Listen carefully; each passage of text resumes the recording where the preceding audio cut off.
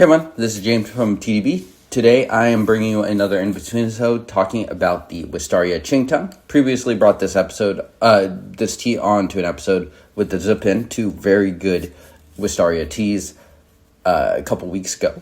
So today I'm specifically going to be talking about one-of-one teas and the Qingteng. I'm going to be sipping along on this. We're, somewhat deep into the session. This is probably steep number 6 or so.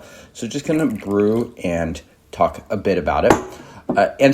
It's natural when you are drinking and sampling a lot of teas to compare tea with one another. I don't think that's necessarily a bad thing or a good thing. Sometimes it's good to kind of evaluate tea in a vacuum. Other times it is very helpful to compare with things. For instance, if you're having the double lion tea and you've had other Oolong teas, it's pretty natural to want to compare them and be like, okay, the double lion's a little richer, it's a little stronger, or I like the storage better for this one.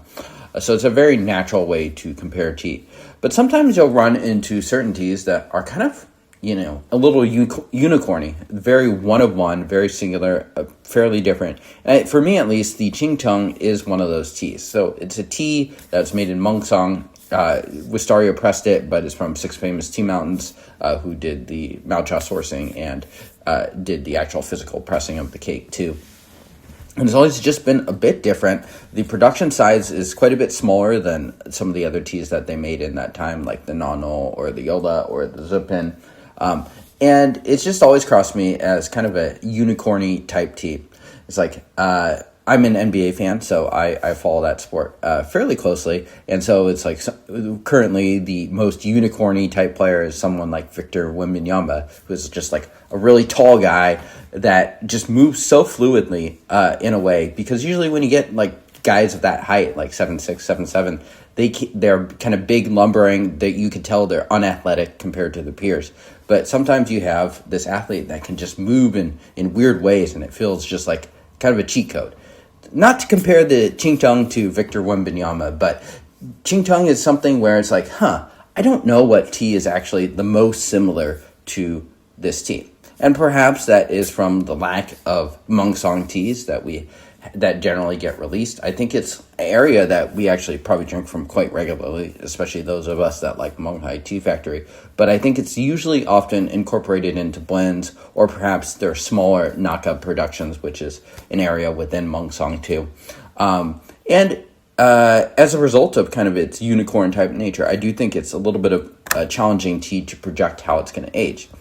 Something like Oolong, pretty easy to project just because we have so much of them, and I think it's a very straightforward profile to understand. Iwu tea, there's so much of them around that I think we can, have some idea of how that'll age too.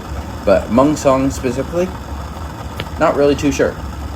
So I don't think this tea is necessarily going to age badly or whatnot, but I do think there are certain unknowns to it as well. Cheers.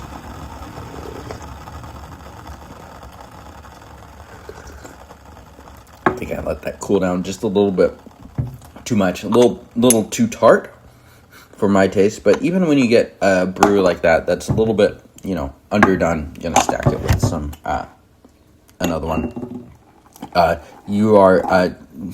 The upfront taste may not be good, but a lot of pu'er is about how it converts and the aftertaste. And right now, I'm enjoying that part of it. So while that brew did not taste particularly good, I think because I let it cool down too much,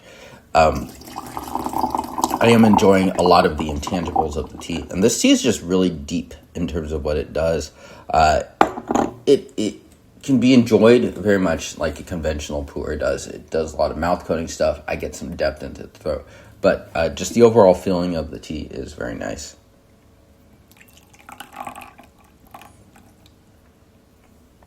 I think something like the Zipin is probably the more well-rounded and debatably better tea.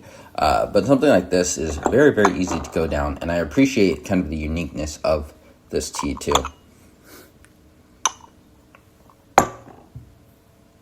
Cheers.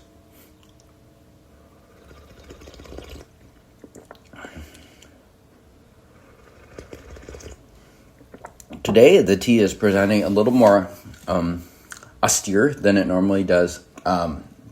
Very woody today interestingly. Sometimes there's kind of this marine layer. Feel like when I first sampled through these Wistaria teas, the Qingteng in particular had such a unique aroma. So if you're someone that has gotten a cake fairly fresh, you might note that others have described it as kind of marine-like in terms of like sea, so otoro, like tuna, fatty tuna.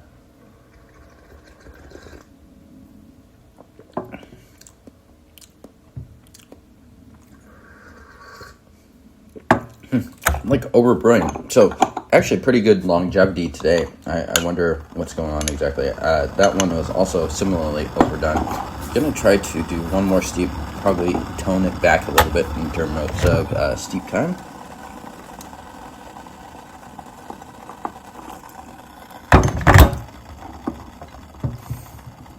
But again, even in overbrew for pour, there's still much to enjoy in terms of aftertaste and whatnot.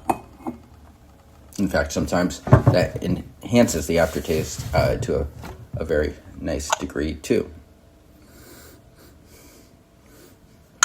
And I've had this cake for about 11 years, so that Wistaria note and that kind of more marine layer note, I think it's more or less gone from it at this point. And undoubtedly replaced with kind of something that's more particular to my specific storage too. Okay, we'll let that cool down a bit too. I'm also curious how other people find the Qingteng. I do find it's a little bit of a polarizing tea. It's still available from Wistaria, just a little bit pricier than it used to be. Enough so that I'm not sure if it's a super high recommendation for the price anymore, but I do think it is a very nice tea. There's a fair bit of it circulating too, so definitely one that you can trade for and whatnot.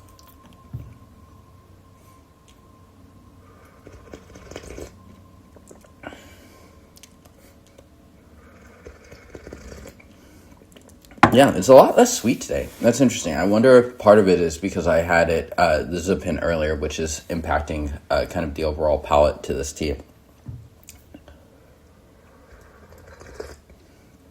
Even this later steep, not quite as sweet. A lot woodier as well. Usually I have a lot of sugarcane and stuff like that kind of comes into the taste, but a little bit less so today. So just kind of the variability of tea. So yeah, let me know if you agree or disagree. Let me know what other kind of singular teas that there are. I guess one type of singular tea you might run into is the non-standard varietals. Personally, not a huge fan of that. I think this tea is, fairly normal pu'er in that sense.